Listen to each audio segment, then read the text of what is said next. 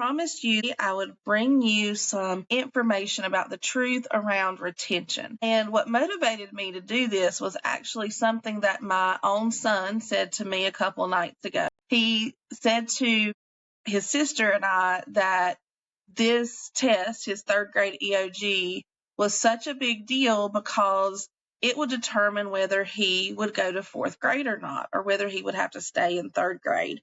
And my heart broke for him a little bit in that instance. And I know as a teacher with 20 years of experience that retentions are very rare. But my son doesn't know that as a 10-year-old. And so one of the things that I wanted to talk about today is what I would want parents and students to understand about retention. One test score alone typically does not determine whether a child moves to the next grade or not. Now, in North Carolina, there's a lot of attention and publicity around our Read to Achieve law. And that can scare a lot of folks. But in North Carolina, there are additional requirements connected to Read to Achieve. So even though the EOG is a part of that, it is not the only pathway that students have for moving from third grade to fourth grade. So there are alternative assessments, there are reading portfolios, there is summer reading camp, and there are even certain exemptions for some students. So there's multiple opportunities and multiple pieces of data involved when a school is determining something like retention. So even if a student does not demonstrate proficiency on the EOG, schools are often going to consider other things. They're going to consider intervention plans. They're going to consider accelerating support for students. They're going to consider how to continue instruction over the summer to close those gaps. And I want parents to hear some other important data. I think this will genuinely help parents breathe a little easier. So I'm speaking to North Carolina data and statistics specifically because that's where I live. So in North Carolina, there are many students that score below proficiency on their EOGs every year. So we're talking about third through eighth grade, and we're going to look at some recent data. So 49% proficiency in sixth grade reading, 48% proficiency in seventh grade reading, 51% proficiency in eighth grade reading, 48% proficiency in eighth grade math. These are North Carolina averages recently, and that means that there are huge numbers of students across the entire state that are scoring below proficiency. Now, we could have an entire separate conversation about why that is and how to approach that issue, but that's not what this is about today. But what that means for parents and students right now is that obviously we know that schools are not retaining 50% of their students, which is about the amount on average that is not demonstrating proficiency. And even in my own experience working in schools, retention conversations are taken very, very seriously, and I saw very few retentions actually take place. Normally, in elementary schools, retentions are considered to really be potentially beneficial just in those lower grades, maybe kindergarten, first grade.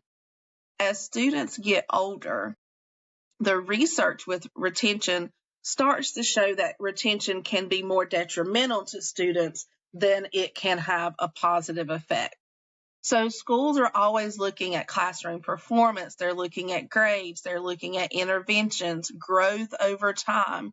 They're taking into consideration teacher input. They're taking into consideration parent communication, history of the child, work samples, attendance. All of these things are discussed when retention is ever even a possibility.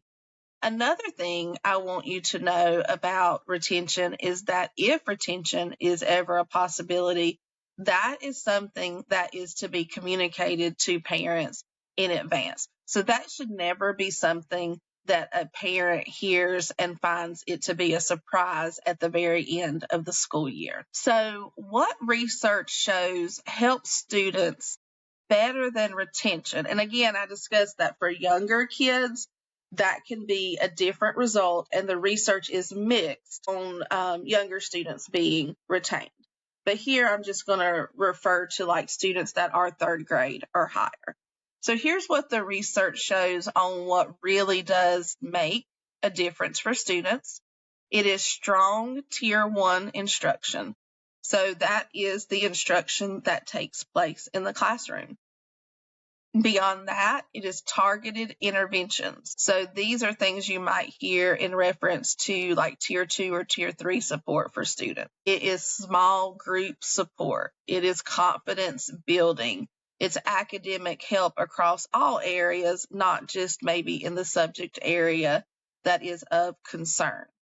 So to sum that up, the supports we can give a child far outweigh and benefit any shame or detrimental effects that can happen when older children are retained. So we don't want children to believe that one test can determine their future. Why is that?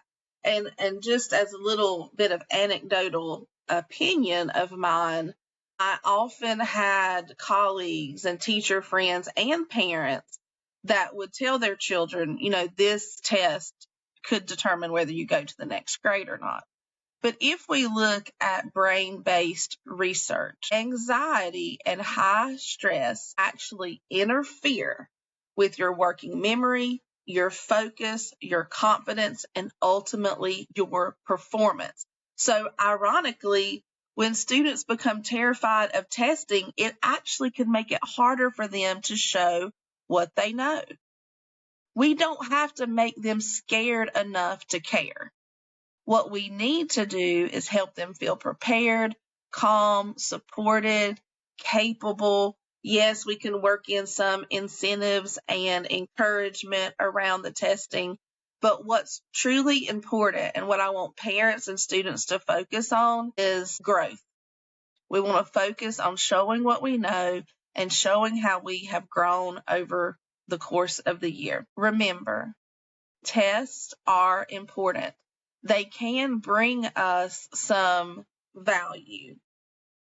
Now, personally, I'm very concerned that the negative effects of standardized testing and these high stakes tests like third grade reading are far outweighing the potential benefits of the information that it can provide for us, because there are much lower stake ways to determine a child's reading level and their reading proficiency. That's another video for another day. For today, I just want you to understand how rare it would be for a child to be retained because of a test score on an end of grade test. I'm not going to come on here and say it never happens, because I cannot speak to that. I can only speak to the research I've done and to my own experience as a teacher. But you shouldn't lose much sleep over that possibility, and you definitely should not feel like you need to put extreme pressure on a child about that possibility. There are many things that are considered with the idea of retention, and there are several pathways to promotion other than end of grade testing. That is what I want you to remember from this chat that we are having today live. So everyone can take a deep breath, stay calm, trust the process, trust the learning that has occurred over the course of the year. And long after test day is finished, how a child feels about themselves as a learner and as a worthy individual in this world is what really, really matters, because there are so many things other than success on a test that lead to success in life. Things like kindness, creativity, leadership, resilience and grit, determination, empathy for others, and our character and our work ethic. Those things are really great determining factors of future success, much more so than just one test on one day in one moment of time. So I love you guys. Thank you for joining me today and giving me a chance to sort of climb on my soapbox and also to educate folks about retention related to end of grade testing. I hope that everyone has a wonderful week. I'm Kylie Larson. I am a student success coach, academic tutor, and I will see you soon with some more information. Bye, everyone.